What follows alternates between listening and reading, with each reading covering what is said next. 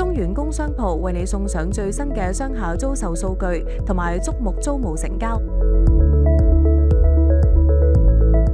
9月份商廈買賣成交宗數大約57宗，按月下跌5%，按年上升67.65%。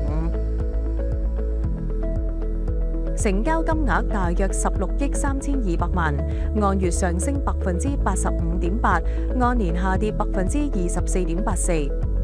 至於租賃方面，9月份嘅商廈租賃成交宗數大約462宗，按月上升1.99%，按年上升3.59%。成交金額大約4576萬，按月下跌9.55%，按年上升21.99%。跟住一齊睇下各區嘅空置率。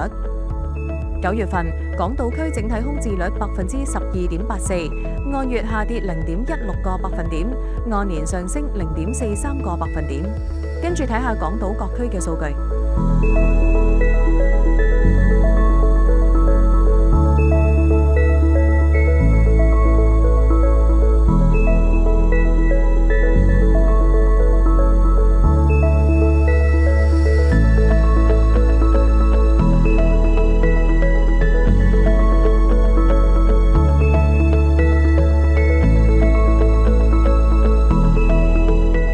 嚟到九龍區，9月份九龍區整體空置率15.29%，按月上升0.09個百分點，按年上升1.3個百分點。跟住睇下九龍區各區嘅數據。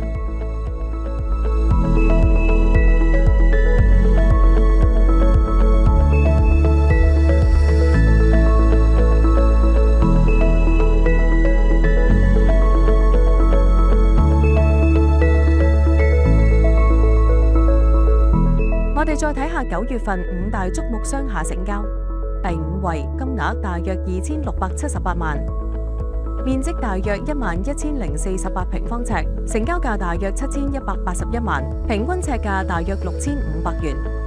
第4位中環中心45樓01至02室，面積大約4223平方尺，成交價大約9228萬，平均尺價大約21000元。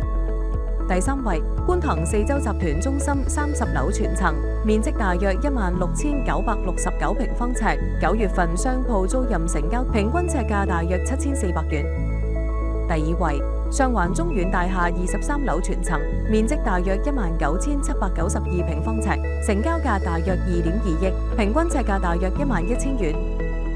第1位佐敦柯士甸廣場全棟，面積大約81705平方尺，成交價大約5億，平均尺價大約6100元。想睇到更多更快嘅市場資訊，可以登入我哋中原工商鋪網站。